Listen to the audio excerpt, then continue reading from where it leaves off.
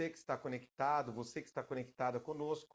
Hoje, nesse mundo virtual, todos estamos conectados e, claro, sempre devemos refletir, temos que refletir em prol de temas importantes. E falar de direito é falar da nossa sociedade, da nossa família. Hoje o tema será direito de família, mas eu quero antes divulgar 2 obras importantes, já no início do programa, do meu amigo Kyoshi Arada, grande jurista. Eu falo que é meu amigo porque eu já conheço esse jurista de grande... eu já conheço a trajetória desse jurista e me tornei amigo desse grande professor.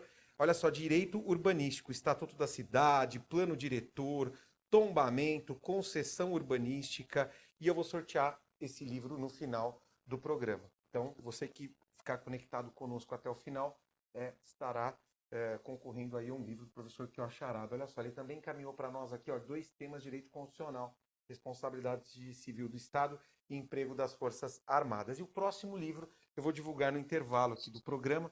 Hoje o tema é o direito de família. E eu gosto muito de falar sobre direito de família. Fico pensando na minha família, fico pensando nas relações sociais, eu fico pensando naquilo que é mais importante. Pensar em família é pensar na estrutura social, né? Pensar na família. Eu não sei nem como dizer a importância desse tema, mas para falar sobre a importância da guarda compartilhada, para falar sobre guarda compartilhada, nós recebemos uma profissional muito importante, professora da Fundação Getúlio Vargas, professora do curso de Direito na FGV Rio de Janeiro e é defensora pública, a doutora Elisa Cruz. Como vai, doutora?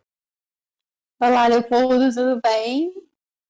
Espero que você esteja bem, falando aqui à distância, mas estou muito feliz de falar com você. Muito obrigada por me receber aqui. É um prazer conversar com a doutora. Esse tema guarda compartilhada é um tema que chama a atenção dos telespectadores. E, doutora, assim, sem maiores delongas, né? Pensar em guarda compartilhada. Eu gostaria que a doutora explicasse para nós, claro, o que é guarda compartilhada, mas já pensando em quem está em casa. Na chamada guarda, quem fica com quem? Nossa, eu adorei a sua abertura, porque quando você fala da importância da família, e eu quero, junto com você, dizer que a família é bem importante, porque é um dos primeiros lugares em que a gente se socializa, em que a gente conhece o mundo. E falar de guarda, infelizmente, na maioria das vezes, é falar de determinados momentos em que os pais, né, pais, casal de mãe e pai, ou só de pais, ou só de mães, eles vão estar enfrentando problemas em que eles decidem não estar mais juntos, e aí, no fato deles não estarem mais vivendo juntos, ou porque eles já viveram e não conseguem mais, decidiram não mais se relacionar, ou porque eles nunca viveram juntos e aí surge algum problema. Então, falar de guarda é falar de um momento que é sempre muito nervoso, seja para pessoas adultas, mas para crianças também. E aí eu estou lançando um livro que busca falar um pouco de guarda da perspectiva da criança. E talvez seja um pouco estranho, porque eu não sou criança, mas eu tentei dar a minha visão sobre a guarda a partir da visão de crianças. E a principal importância que eu acho, seguindo aí a sua pergunta, agora tentando respondê-la, é que a gente vê no dia a dia, e eu, enquanto defensora pública, eu vivo muito isso, as pessoas chegam na defensoria, ou chegam para advogados ou advogadas, dizendo que querem a guarda compartilhada, achando que guarda compartilhada é dividir o tempo em que a criança, né, o filho ou a filha vai morar com o pai ou com a mãe. Então, é muito normal isso de pessoas acharem que é só o tempo de moradia. Então, se fica comigo, por exemplo, 7 dias e nos outros 7 é do outro pai ou da outra mãe, as pessoas acham que isso é guarda compartilhada. Então, eu estou lançando um livro que teve origem no meu doutorado para eu dizer que não é bem assim. Então, eu entendo e acolho, e eu realmente entendo que esse é um problema, inclusive esse é um problema que surgiu com a lei, com o Código Civil, e muita gente acha que é só dividir onde vai morar, mas na verdade a guarda compartilhada não é. E o que eu proponho é que o mais importante não é a gente dar um nome de guarda, E o mais importante também não é sobre onde a criança vai morar. Esse é um dos pontos importantes. Mas o que eu defendo é que falar sobre guarda é falar sobre como a gente vai dividir o cuidado com a criança. Então, o que eu acho é que a gente... A senhora sabe que quando essa lei ela foi criada, inclusive eu participei até na Assembleia Legislativa aqui em São Paulo. Ai, que legal! Muito interessante. Eu me lembro que na época, se eu não me engano, acho que era o deputado Arnaldo Faria de Sá, que foi um dos também idealizadores aí do projeto, se eu não me engano, né, na época. Alguns outros representantes da OAB, participei na Assembleia. E naquela época eu lembro que naquela discussão em torno do tema guarda compartilhada, alguns eram a favor dessa guarda compartilhada, outros eram totalmente contra, diziam que não, e nós percebemos até hoje na justiça que alguns juristas eles são a favor de guarda compartilhada. O magistrado ele demonstra ali sem sombra de dúvidas que ele é a favor da guarda compartilhada e alguns não são. E aí tem aquela discussão em torno do chamado estudo psicossocial ou não, e aí o juiz decide pronto e decida no tribunal. A minha pergunta, muito simples, você era a favor da guarda compartilhada? Eu sou a favor que ambos os pais ou ambas as mães, pais e mães, dividam a responsabilidade. A guarda compartilhada, o nome, quando ela surgiu no nosso direito e quando você fez essa discussão, ela é ainda muito importante para mostrar que todos os pais ou mães, elas têm que se responsabilizar e para mostrar que elas são responsáveis pelo cuidado com a criança. Então, o nome guarda compartilhada foi muito, muito, muito, muito importante mesmo para essa conquista. Mas, às vezes, a gente se perde discutindo só onde a criança vai morar. E aí, o que eu gostaria é que a gente superasse esse debate e olhasse para um pouco mais sobre quem tem responsabilidade sobre a criança. Então, assim, eu sou a favor da guarda compartilhada, mas eu sou a favor da guarda compartilhada no sentido que aí eu defendo da guarda parental, de olhar pais e mães e determinar como eles vão participar da vida da criança. Eu não sei se você... toca num ponto que eu acho extremamente importante. Vou dizer por quê. Esse olhar sensível, claro, né? Eu acho que quando o magistrado ele vai decidir ali com quem vai ficar, ou se é compartilhada, e aí até a questão do tempo que um daqueles pais vai ficar com aquela criança, às vezes ele vai se basear em alguns critérios.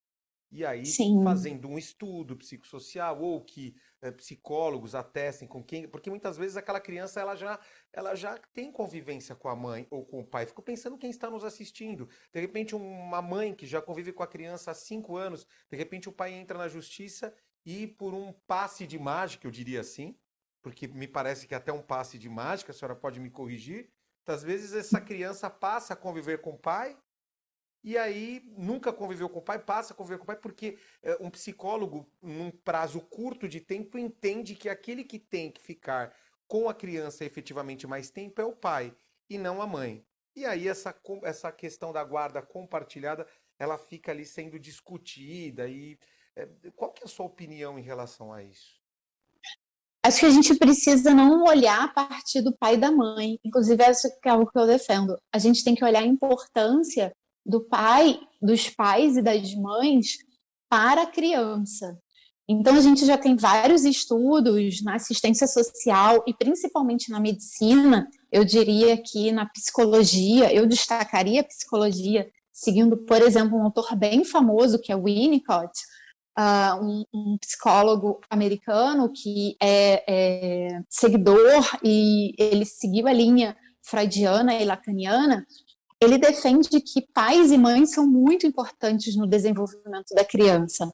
Então, ao invés da gente olhar a partir do adulto, o que eu acho que a gente tem que fazer é olhar a partir da necessidade da criança.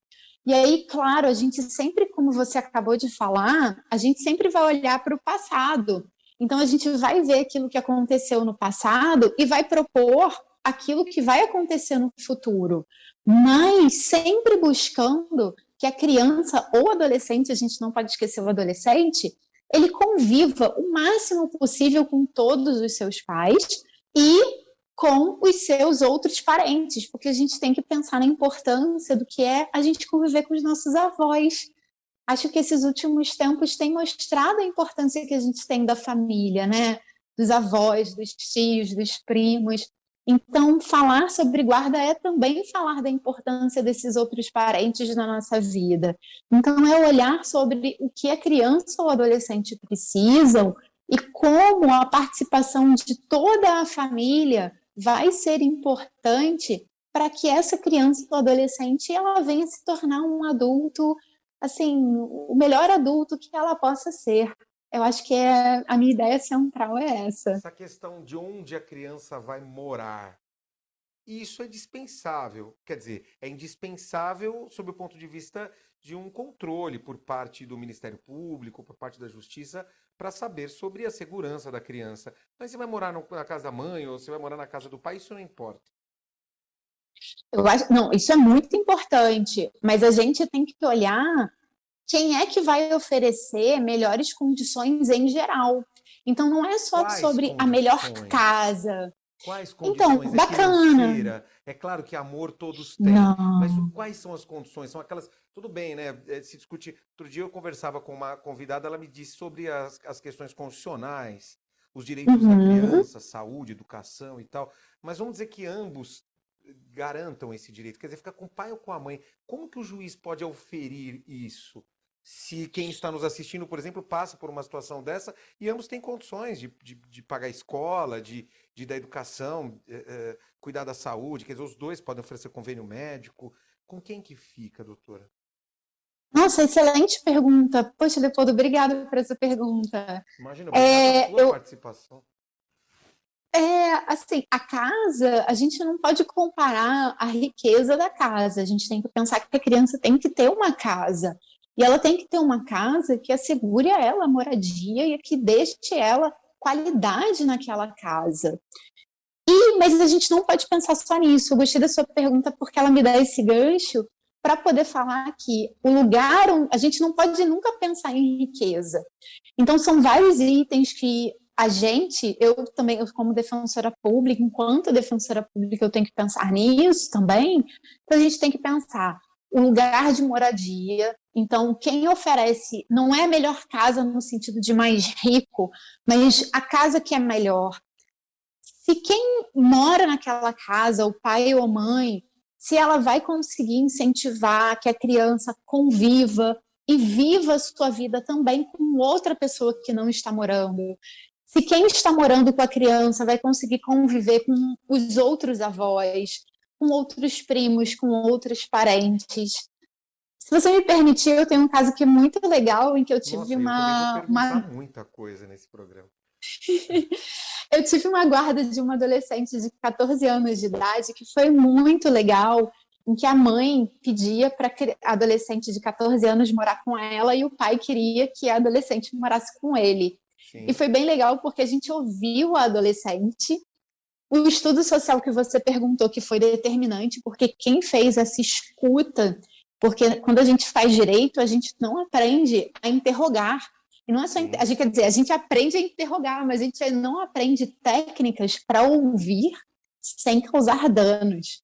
E foi muito legal, porque a psicóloga e a assistente social do Tribunal de Justiça, com todo o seu cuidado, com todo o seu conhecimento, eles foram lá conversar com essa adolescente, e aí ela começou a contar que ela gostava de morar no lugar que o pai morava, eu não vou aqui revelar para não identificar, mas que ela começou a contar que gostava de morar com o pai porque ela tinha contato com os primos, com os tios e com os parentes, e que ela podia andar de bicicleta e ir para a escola de bicicleta sozinha, e que ela podia fazer isso. E ela dizia, se sentindo segura, em termos de segurança pública, ela se sentia bem fazendo aquilo, e ela gostava de ir à praia.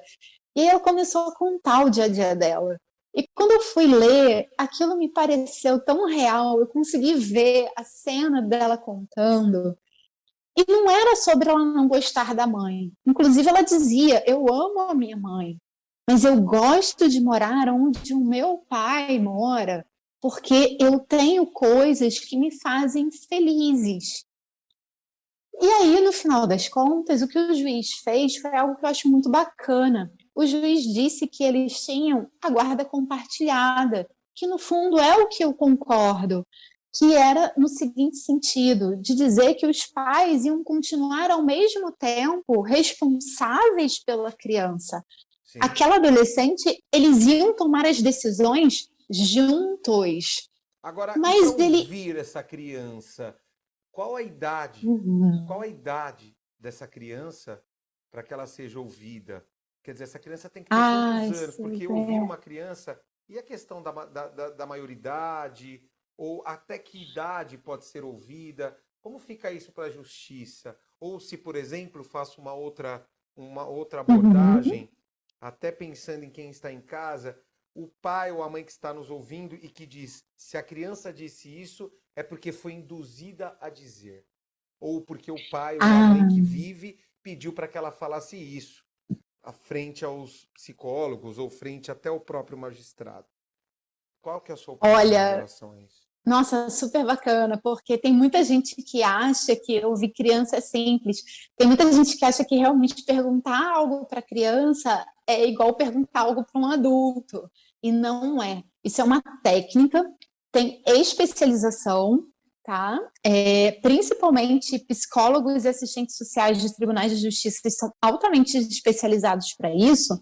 E, pela lei, a partir dos 12 anos de idade, isso está no ECA, no artigo 28, pelo ECA, a partir dos 12 anos, a criança ou adolescente sempre tem que ser ouvido. Então, ele sempre vai ser escutado, mas sempre de uma forma muito carinhosa. A gente nunca pergunta para a criança, oi, você prefere seu pai ou sua mãe? Não é assim. Você tem jeitos de abordar, você usa técnicas, a gente usa boneco, a gente usa desenho. Então, tem forma de perguntar, porque senão a criança vai acabar se voltando contra o pai ou contra a mãe. E não é essa a nossa intenção. Agora, na minha opinião, mesmo crianças com menos de 12 anos, elas podem ser ouvidas e deveriam, porque mesmo que elas não consigam falar da mesma forma que a gente fala depois dos 12 anos de idade, elas falam de alguma forma. E crianças são muito transparentes e elas muitas vezes falam com o corpo. Então, quando a gente vê crianças assim muito retraídas, muito chorando, ou muito assim, muito restritas no que a gente imaginaria.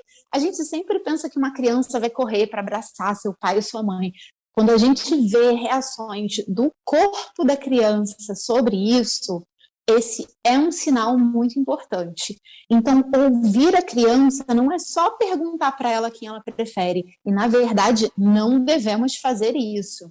Na verdade, ouvir a criança é ouvir os sinais corporais, aquilo que ela está dizendo com o corpo e com o jeito dela. E para isso, tem que ter técnica. Não, claro, maravilhoso. Agora, eu fico pensando nessa situação, e aí, mais uma vez, pensando em quem está nos assistindo, se não fica aquela dúvida, né? E aí eu volto novamente, eu sei que a questão não é com quem a criança vai morar, porque isso não importa, como a doutora mesmo colocou, mas muitas vezes a mãe quer morar com a criança e que é claro que a guarda seja compartilhada e que o pai visite, ou vice-versa, o pai também gostaria de ter mais contato com a criança e gostaria que a mãe visitasse. Aí eu gostaria de fazer aquela pergunta, que é uma pergunta padrão do cidadão e que isso é bem comentado na sociedade. A mãe tem prioridade? E aí eu até justifico porque a pergunta, em que pese que ambos foram responsáveis pelo nascimento da criança, a criança vem do ventre materno. Será que isso é um plus na hora de pensar com quem a criança vai ficar? Olha, a participação da mãe, principalmente nos primeiros estágios da amamentação, ela é sem comparação, porque a amamentação é uma etapa profundamente importante no desenvolvimento da criança. Então, a gente não pode esquecer isso. Mas chega um momento em que a criança ela vai ganhar autonomia, ela vai começar a se alimentar com alimentos, ela vai começar a identificar as pessoas, e aí, embora a mãe seja muito importante, pelo direito existe uma igualdade. A gente já teve uma época da nossa história jurídica em que a mãe tinha preferência, sim. Mas hoje a regra é dizer que os pais têm iguais direitos e a gente decide não pelo fato de ser pai ou mãe, mas pelo fato de quem tem melhores condições de cuidar da criança. E aí, por cuidado, a gente sempre pensa condição de habitação, quem pode estar mais tempo junto, quem vai ajudar na escolarização, quem vai ajudar a estar com um outro que não vai morar junto. Então, é sempre um conjunto de coisas que pode pesar, digamos, para o lado da mulher ou para o lado do homem. Hoje, ainda, tenho que dizer, respondendo a sua pergunta talvez de forma mais objetiva, ainda é o mais comum que fique com a mulher. Mas o que a lei diz é que a gente busca quem tem melhores condições. Afinal, a Constituição diz que homens e mulheres e qualquer outro gênero são iguais perante a lei. Eu gosto de conversar com quem conhece o tema, mas eu tenho que fazer um rápido intervalo. Vou fazer um rápido intervalo, doutora, aí nós já voltamos.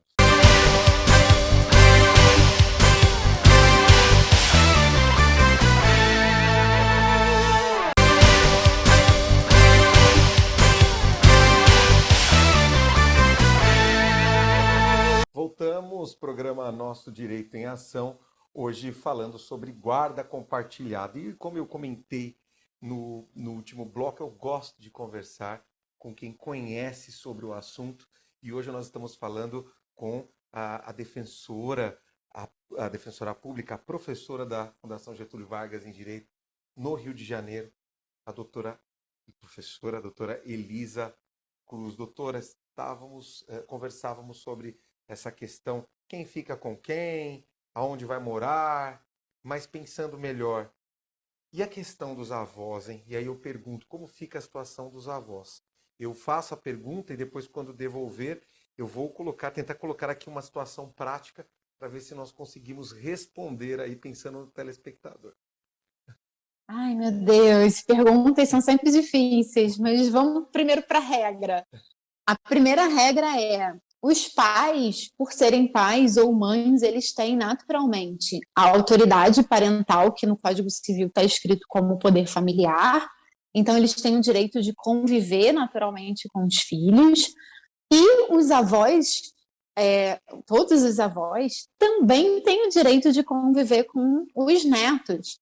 Isso é uma regrinha que tem tanto no Código Civil quanto no Estatuto da Criança e do Adolescente, que diz que a criança tem direito a conviver com a sua família. E aí, quando o ECA diz conviver com a família, ele não quer dizer só pais ou mães, ele quer dizer a família como um todo, o que inclui os avós.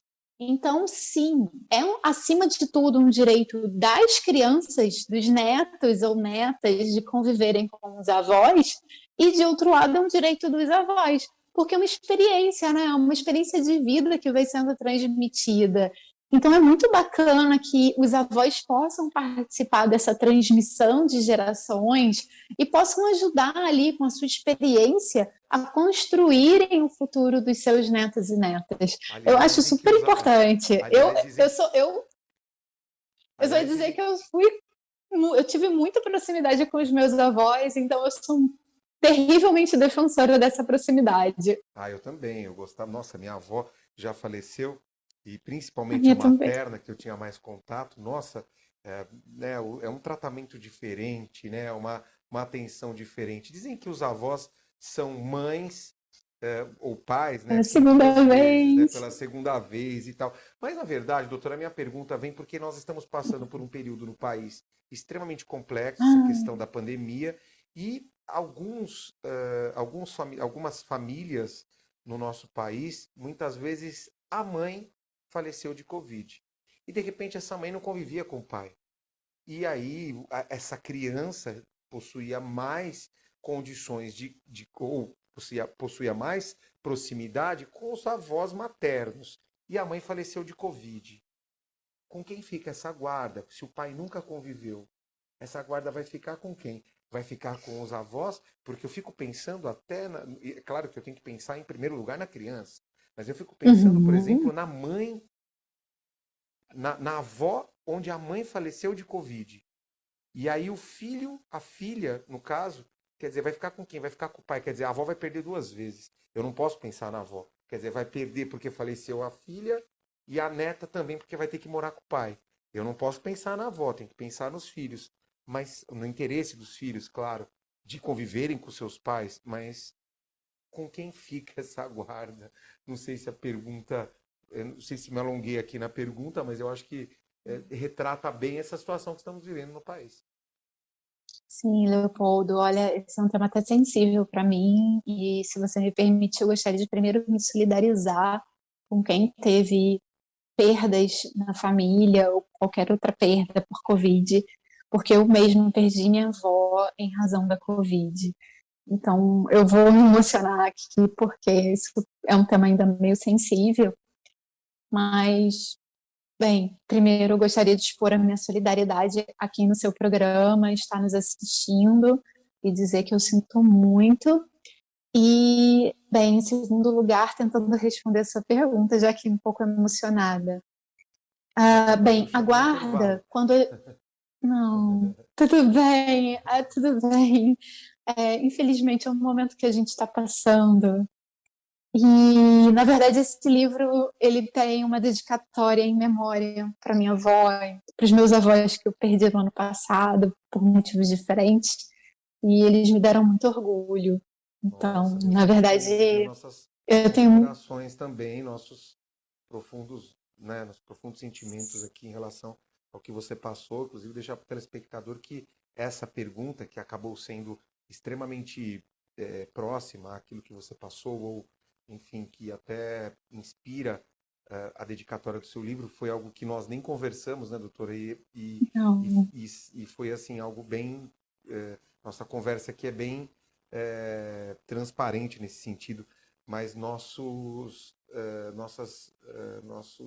sentimentos mais profundos aqui, nossas considerações e desejando bastante força para sua família, porque a gente sabe que não é fácil. eu agradeço imensamente. Mas, bem, tentando responder para os para os seus telespectadores que nos assistem, quando existem pais ou mães vivos ou vivas, naturalmente a guarda pertence a eles.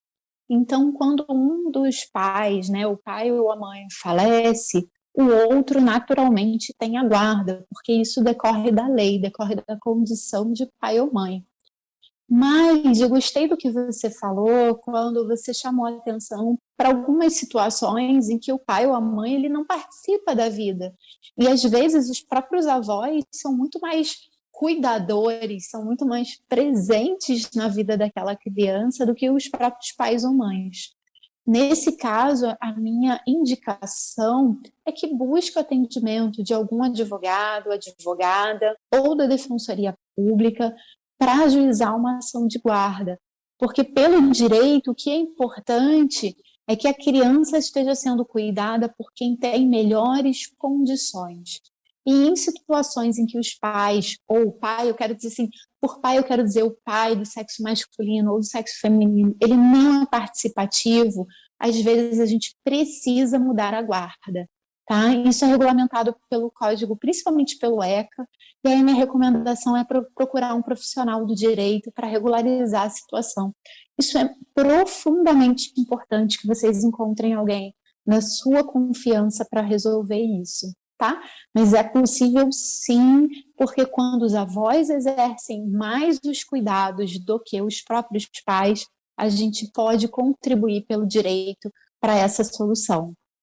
Isso, claro, exige um olhar muito mais sensível, eu acredito, Ah, por parte sim. dos profissionais, não é isso, doutora? Porque fico imaginando, né, o magistrado, frente à sua importância enquanto julgador, para tentar trazer segurança jurídica, tem que julgar num processo assim e, claro, conviver com duas situações, né? De um lado, Sim. a situação de saber que o pai e a mãe têm ali um plus no direito por serem pai e mãe. E de outro ali, quando na perda de um deles, os avós trazendo melhores condições ou pensando naquela criança, vamos colocar assim, né? Aquela criança que conviveu durante 8 anos, por exemplo, ali com a mãe, e que de repente perdeu a mãe, mas tem uma proximidade com a avó todos os dias, a avó leva para a escola, a avó leva no balé, a avó leva na casa do amigo, ou já convive com os primos por da parte materna. E aí o pai, de repente, quando sabe ali que a mãe faleceu, quer a guarda porque é o pai. Ou já discutia essa guarda anteriormente, e aí aproveita essa situação porque fala, olha, agora eu quero a guarda. Eu já discuti essa guarda, o juiz entendeu que teria que ficar com a mãe, e agora eu quero essa guarda. E aí eu fico imaginando a situação do magistrado, deve ser bem difícil. E a atuação do defensor público nessa questão, doutora? Como fica? Até para explicar para quem está em casa. Olha, a posição do juiz ou da juíza com certeza é muito difícil, porque é ele quem vai decidir, né? E o juiz ou juíza, ele tem sempre que olhar qual é o melhor interesse, quem vai cuidar melhor da criança. A posição do defensor, ou, no meu caso, defensora, assim como de qualquer outro advogado ou advogada, ela é uma posição diferente, porque a gente sempre está vinculado, né? A gente está sempre associado a quem é o nosso cliente. Eu vou usar aqui o nome cliente. Então, a gente sempre vai buscar aquilo que o nosso cliente tem interesse. Então, nem sempre a gente consegue 100% olhar o interesse da criança. Eu sempre busco trazer um olhar humanizado. Então, na minha postura enquanto defensora, eu sempre busco ser muito responsável, eu sempre busco ser muito honesta, não só com o meu assistido, mas ser muito responsável com a criança que está ali, que está ali naquela situação. Tem que ser imparcial. Ai, olha, defensor e advogado não são parciais. Eu vou dar uma opinião. Imparcialidade é do juiz. Vamos dizer que o defensor público ali está atuando e de repente o pai agredia a mãe, ou se não agredia, agia de uma forma totalmente... Enfim, se o pai de repente ele é um criminoso, vamos dizer assim, responde processos, e aí tem até ali um problema de ser preso numa iminência, ou de repente tem condutas disformes na sociedade, condutas não recomendadas, e o defensor tem que atuar ali em prol do seu interesse, porque ele não tem condição de contratar um advogado. Como é que fica a postura do defensor ali? Nossa, a defensoria ela não é sobre as opiniões pessoais, isso é bem legal de perguntar. A defensoria ele é um serviço público, então os defensores, nós exercemos o nosso cargo pensando no acesso à justiça. Então a gente vai fazer o melhor que é possível para o nosso assistido, mesmo em casos em que individualmente ou pessoalmente a gente não concorde. Então por ser defensora, eu tenho um código de ética muito típico da defensoria e eu tenho que levar à frente a defesa do interesse do meu cliente. Agora, se chegar a um ponto em que o interesse dele seja completamente diferente do meu, alguns pontos até ilegal, o código de ética da defensoria, que são as nossas leis, me permitem que eu me declare suspeita. Significa que eu não consigo mais defendê-lo sem assegurar aquilo que ele gostaria. E aí, como eu me torno, digamos, um risco, né, para o que ele tem interesse, a defensoria, né, a instituição defensoria permite que eu me afaste para preservar o interesse da pessoa. Então, quando a gente fala em defensoria, a gente fala da instituição. Então, se a pessoa tem direito à defensoria, ao atendimento pela defensoria, o que importa é a instituição e não os nossos julgamentos individuais. Tá? Posso dizer por mim que eu nunca fiz isso. Eu sempre consegui ter diálogos muito legais com os meus clientes e eu sempre consegui conversar com eles, mostrando os limites e mostrando aquilo que a gente poderia atingir de outras formas. E até hoje eu nunca tive nenhuma reclamação na corregedoria nem na ouvidoria, então eu fico muito feliz de ter atingido, eu acho, que o meu cargo exige. Eu me sinto muito feliz no meu cargo nesse sentido. Sinceros elogios ao papel da Defensoria Pública.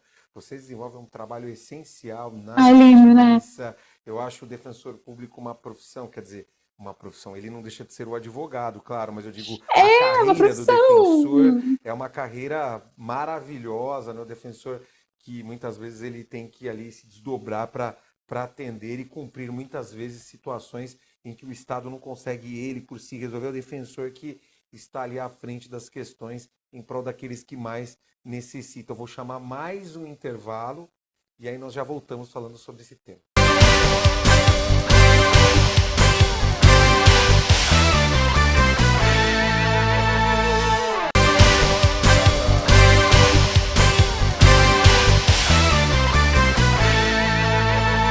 Voltamos, programa Nosso Direito em Ação, falando sobre guarda compartilhada. No intervalo eu falei que eu ia divulgar aqui um livro muito importante, nosso professor amigo Kio Charada.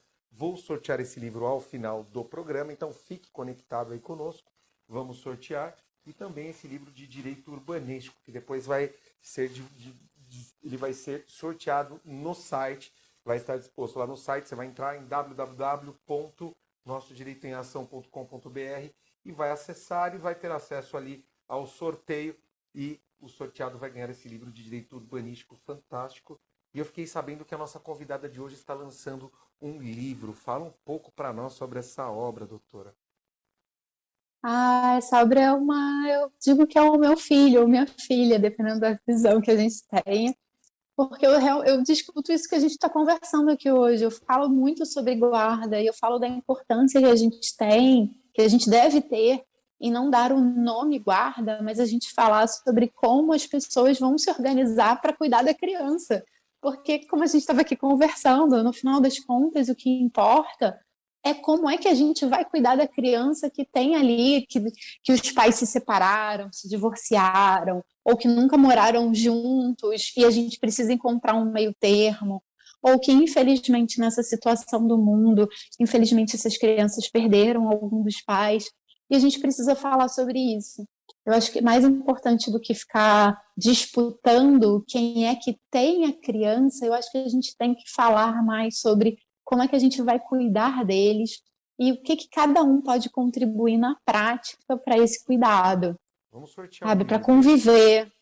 Vamos, eu mando, eu mando. Vai ser um prazer. Quem estiver nos ouvindo, a gente combina aí, eu mando. Vai ser um prazer, obrigada. Não, vai ser um prazer para nós sortear esse livro para quem assiste, profissional do direito que quer saber mais sobre o tema, enfim, que quer lidar melhor dentro dessas relações, enfim. Mas assim, pensando em guarda compartilhada, eu queria perguntar o seguinte, essa questão das visitas, ou, quer dizer, ficou com o pai ou ficou com a mãe, a guarda é compartilhada, mas tem a questão das visitas, horário, a criança tem ali a dinâmica dela, a vida dela, às vezes os pais não entendem, ou um pai não entende, ou a mãe não entende que a criança cria um ritmo de vida, seja de estudos, para brincar, para ver os amigos, para visitar a família, e fica aquele impasse na guarda compartilhada. Como fica a questão das visitas? E não sei nem se esse seria o termo mais apropriado, visitas. Hoje a gente não gosta de visita. E já que eu falei da minha avó no segundo bloco, a minha avó dizia que visita é algo que vem e vai embora. E eu aprendi isso com ela, eu gosto de repetir essa frase que eu aprendi com ela. E, bem, ser pai ou ser mãe não é só sobre chegar e, de repente, ir embora, né? É sobre esse vínculo que vai ser até o final da vida. Então, seguindo aí o que eu aprendi com a minha avó, e que hoje no direito a gente fala, então não foi só um aprendizado de família, mas hoje é um aprendizado nosso no direito de família, que é que a gente prefere usar a expressão convivência, porque visita dá essa sensação de que visita uma hora acaba, quando a gente está cansado, a visita vai embora, e na verdade o filho, ele é para toda a vida. Então não é a melhor coisa falar sobre visita. Então quando a gente fala de filho, a gente hoje já fala em convivência.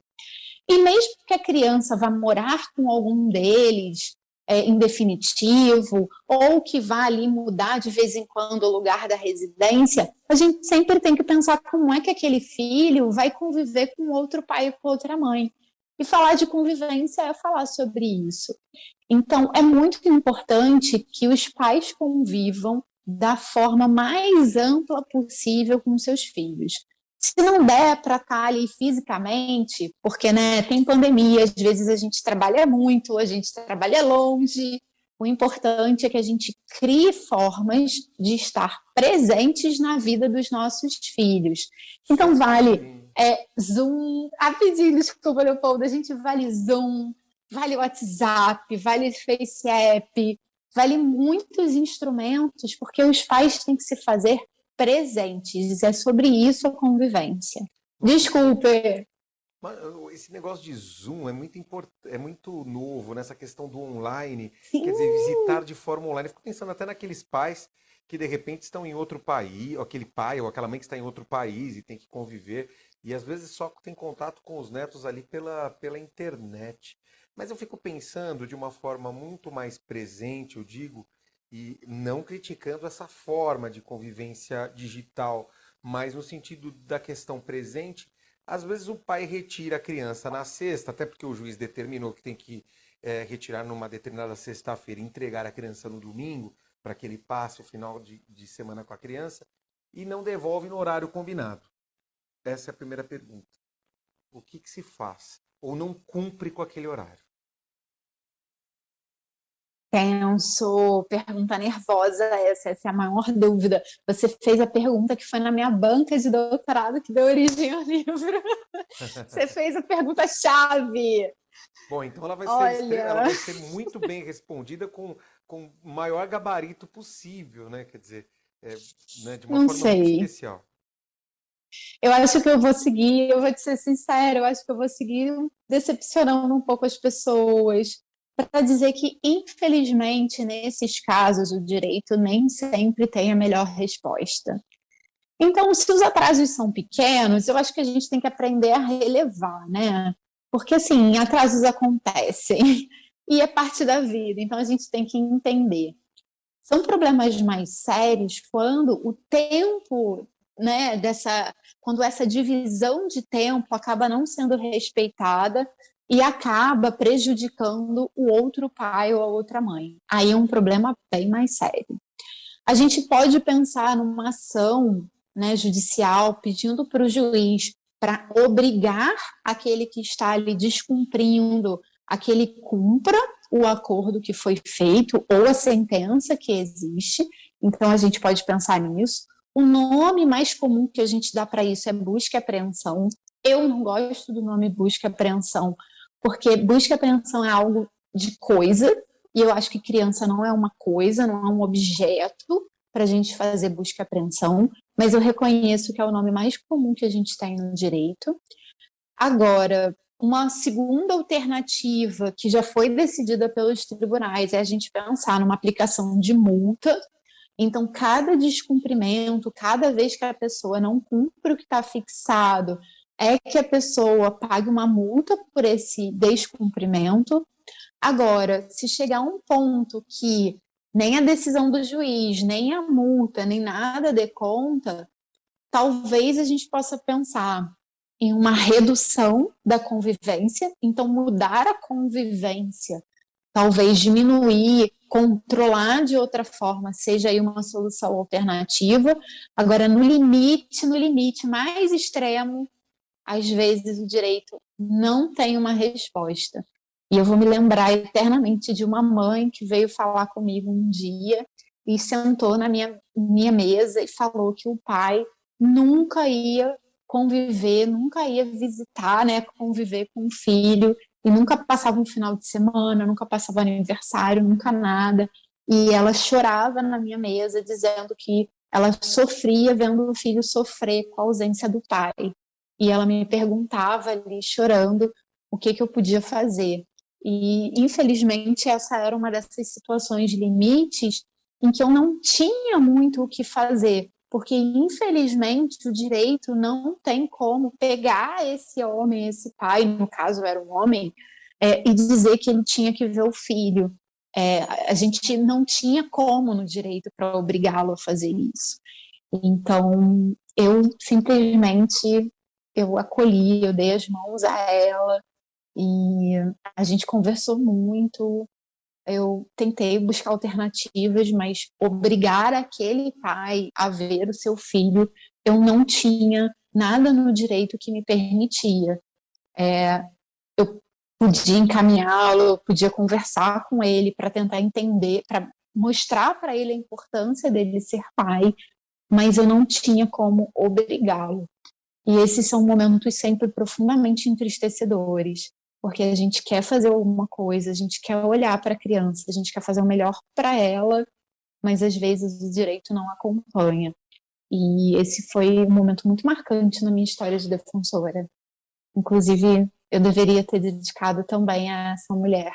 Eu sei o nome dela, mas não posso aqui divulgar, porque é sigiloso, mas eu devo Não tem muito a ela, problema. porque aquela conversa foi uma grande conversa. Ela me ensinou muitas coisas, né, numa conversa que durou uma tarde inteira. Então, assim, eu devo Fica muito a aqui, ela também. fica aqui materializada a dedicação.